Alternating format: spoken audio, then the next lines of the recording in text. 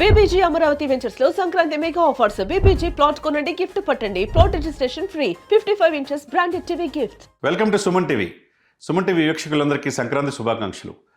Deputy chief minister of Andhra Pradesh Pawan Kalyan గారికి ప్రధాని మోదీ గారు అభినందన. ఆ అభినందన తెలియజేస్తూ సుదీర్ఘమైన లెటర్ కూడా ఆయనకి పంపించడం జరిగింది. ఎందుకంటే పవన్ కళ్యాణ్ గారు ఈయన పవన్ కాదు తుఫాన్ అని చెప్పేసి ఎప్పుడో గుర్తించిన వ్యక్తి మన దేశ ప్రధాని మోదీ గారు.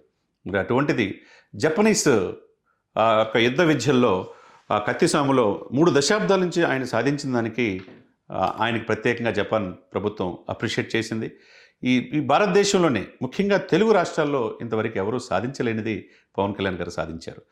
దాన్ని అప్రిషియేట్ చేస్తూ నేను ఈ మధ్యనే చూశాను, మీరు మార్షల్ ఆర్ట్స్లో జపనీస్ మార్షల్ ఆర్ట్స్లో మీరు సాధించిన విజయం నేటి యువతకి మార్గదర్శనం అని ప్రధానమంత్రి మోడీ గారు ప్రశంసిస్తూ, నేటి యువత చెడుదోవలో వెళ్లకుండా తర్వాత వాళ్ళకి సెల్ఫ్ డిఫెన్స్ స్వీయ రక్షణతో పాటు మానసిక ఎదుగుదలకు కూడా మీరు చేసేది ఉపయోగపడుతుంది.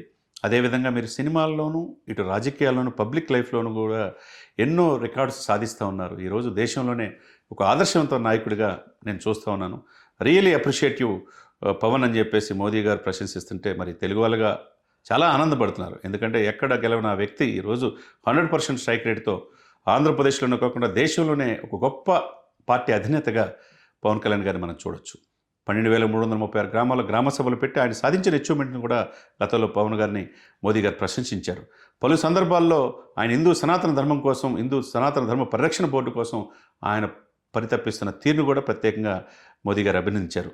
ఇందుగలడు అందు లేదని ఎందెందుకు వెతికిన ఈ ఎన్డీఏలో కీలకమైన వ్యక్తిగా పవన్ కళ్యాణ్ గారు మనం చూస్తున్నాం. అటు కర్ణాటక కావచ్చు, తమిళనాడు కావచ్చు, తర్వాత కేరళ కావచ్చు, ఆంధ్ర తెలంగాణ కావచ్చు, అటు మహారాష్ట్ర కావచ్చు. మహారాష్ట్ర ఎలక్షన్స్లో కూడా ఎన్డీఏ కూటమికి విశేషమైన కృషి చేశారు.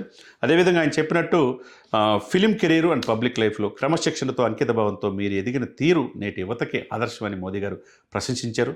అదేవిధంగా సెల్ఫ్ ఇంప్రూవ్మెంట్తో పాటుగా లైఫ్ లాంగ్ మీరు ఒక వ్యక్తి ఎదుగుదలకి నేటి యువతరానికి ఒక మంచి మార్గదర్శకం మీరు చూపించారని చెప్పి ప్రశంసించారు. హెల్త్ ఆరోగ్యంగా ఉంటేనే మనం ఏదైనా సాధించగలం అనే దానికి మీరు తీసుకుంటున్న ఇది.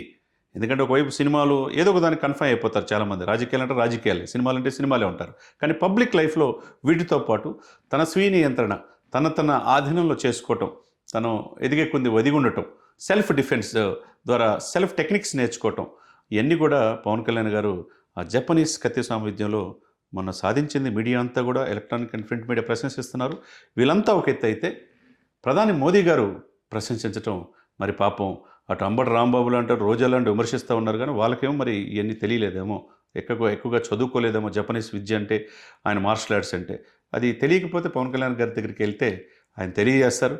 ఏదేమైనా కానీ పవన్ కళ్యాణ్ గారు నేటి యువతరానికి మార్గదర్శి. ఎందుకంటే మన 12వ తారీఖే స్వామి వివేకానంద జయంతి. అటువంటి ఉక్కు శరీరము, వజ్ర సంకల్పం, ఇనుప కంటరాలు, యువత సాధించలేనిది తలుచుకుంటే ఏవి లేదనటానికి పవన్ కళ్యాణ్ గారే నిలువెత్తు నిదర్శనం అని చెప్పి మరొక్కసారి తెలియజేస్తూ, నేటి యువతరానికి మీరే ఆదర్శం అని చెప్పి మోదీ గారు పవన్ కళ్యాణ్ గారు ప్రశంసిస్తూ రాసిన లెటరు ఇప్పుడు సోషల్ మీడియాలో హల్చల్ చేస్తుంది. కాబట్టి రాజకీయాల్లో విమర్శించడం, పాలసీ పాయింట్ ఆఫ్ వ్యూ విమర్శించుకోవచ్చు, కానీ పర్సనల్గా విమర్శించకూడదు. పర్సనల్గా విమర్శించినా కానీ ఎక్కడా తొనకలా బెనకలా. ఎందుకంటే ఇటువంటి మార్షల్ ఆర్ట్స్ ఆయన నేర్చుకోబట్టే ఆయన స్వీయ నియంత్రణ చేసుకోగలిగాడు. తనకు తెలుసు తను సాధించేది ఏంటి అనేది. ఆ రోజున ఆయనని ఇబ్బంది పెట్టిన తీరుతో ఆయన చెప్పి వైసీపీ 151 సీట్ల నుంచి 11 సీట్లకి పరిమితం చేశారు. రాబోయే 15 సంవత్సరాలు కూడా అధికారంలో రానిను అని చెప్పి చెప్తున్నాడంటే ఆయన ఎంత కాన్ఫిడెంట్ లెవెల్లో ఆయనకున్నాయో మనం అర్థం చేసుకోవచ్చు. ఏదేమైనా కానీ ఒక తెలుగు వాళ్ళగా, తెలుగు రాష్ట్రాల ప్రజలే కాకుండా ప్రపంచవ్యాప్తంగా ఉన్న అందరూ కూడా పవన్ కళ్యాణ్ గారు ఎదుగుతున్న తీరుని ప్రశంసిస్తూ ఉన్నారు.